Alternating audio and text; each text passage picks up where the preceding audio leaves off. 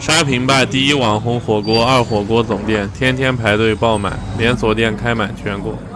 这个肉其实是有点发黑的。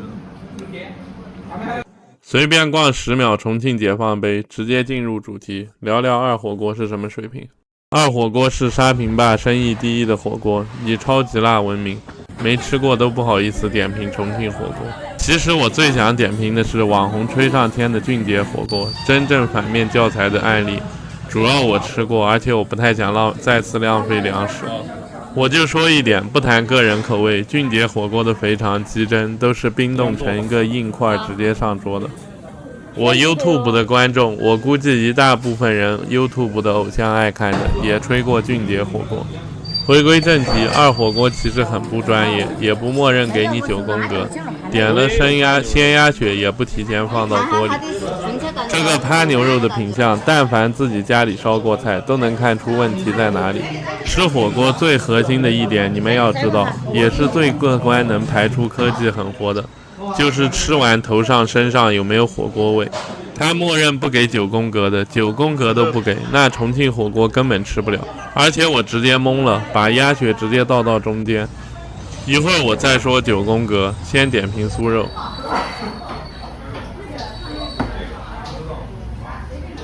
它的酥肉好吃的，类似肯德基的味道，比肯德基好吃点，不知道是不是工厂生产的。肉都是瘦肉，完全不柴，面衣相对薄，不油腻。俊杰火锅我以前吃的酥肉，肉都是发黑的。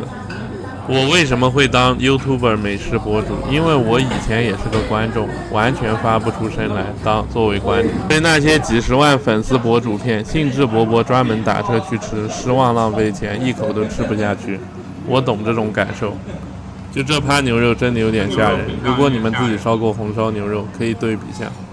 我是今天豁出去帮你们试菜了，而且这个火锅是泡沫偏多的，泡沫越少越好。不过普通的火锅比它这个泡沫还多。它的冰汤圆是味道不错的，如果是以火锅店的水平，算传统里不错的。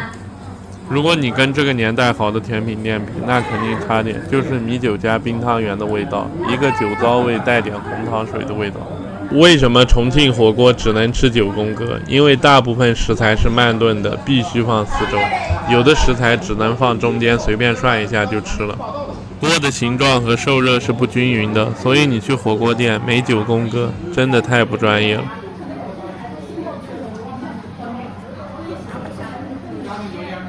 就这泡泡豆干一点都不发泡，很薄，已经飘起来了都没发泡。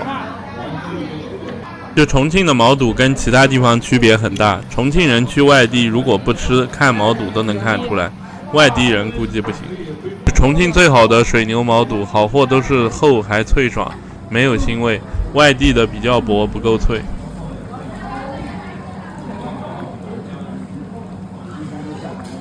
我喜欢吃烫熟点的，7、8秒感觉半生不熟有腥味，好货烫个20秒也不太影响。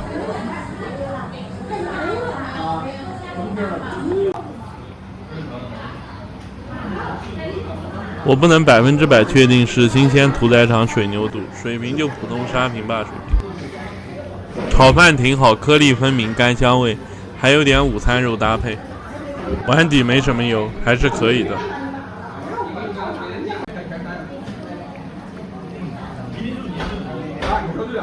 它这个肉其实是有点发黑的。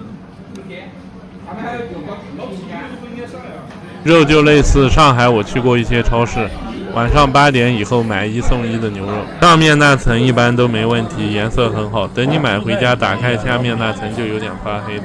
发黑一小点不代表不能吃，只是没那么新鲜，勉强能接受。我是吃完了，要全发黑的不建议吃。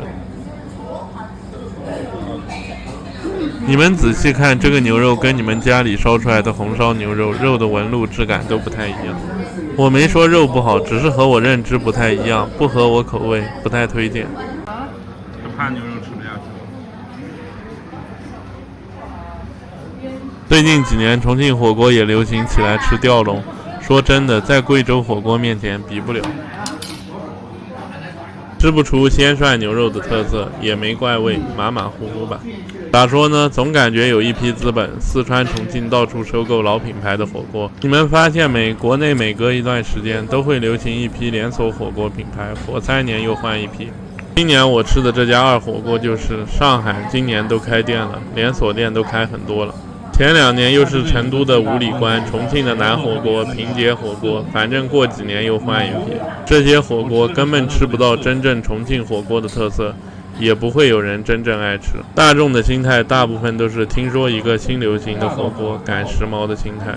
说白了，还是资本的套路，根本吃不到美食，满足了大部分人的需求也没错。我一般吃美食是，我今天吃一个店，10年后还吃一个店，当然它水平要保持的足够好，这种店才是真正在吃美食。这个鸭血有腥味，我没搞懂重庆这附近拿鸭血不都是差不多的地方吗？对店倒是没感情，只看水平，很多店味道变了我就不去了，但是看在旧情的面上，我也不会黑，只是把评论删了。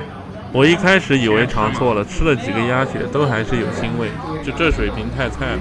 我看大众点评很多老客户说，二火锅开了连锁店以后味道变了，太多改变初心的店，诱惑太多，把持不住也正常。辛苦没开连锁店赚钱。前重庆传奇牛肉面包包白就是开连锁店失败最好的案例，老板都转行不干了，连锁全部倒闭，总店也没人去吃了，给亲戚做了。全中国开连锁店能保持味道的，我只见过新荣记一家。我觉得大部分小店名店还不如开好自己的本店，一直保持好生意，稳定赚，还能传承给后人。你看这个套，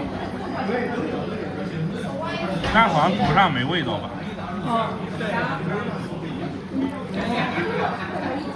他们都说二火锅辣，我点的中辣，好像也不辣，挺奇怪的。它这个汤底颜色真的很难看，我更喜欢黑红色的，我不太喜欢这种像豆瓣酱颜色的。也有可能是开了连锁店以后，为了符合大众口味，降低辣度了。盘子里面右边那个是牛肉，这个牛肉是有点吓人，我都不信这是牛肉。毛肚吃着都没多好吃，就普通，我都觉得可能不像重庆的毛肚的口味。我总结一下，味道普通，吃到后面锅底有一点苦味，头上倒是没火锅味，比双杯俊杰火锅好吃多了。这个至少能吃，但是这味道这生意有点普通，部分食材我有点没看懂。再说一次，别嫌啰嗦，头上没味道，身上没味道，还是超过外地火锅很多的。也有可能这个不是3年前没开连锁的味道了。就这种水平，真是重庆随便一个网络大神说的，我家楼下比这个好吃。评分等级2，普通的食材，普通的技术。就这冰汤圆比土火锅的好吃几百倍，至少味道正常。土火锅几个老年人真的做不来甜品。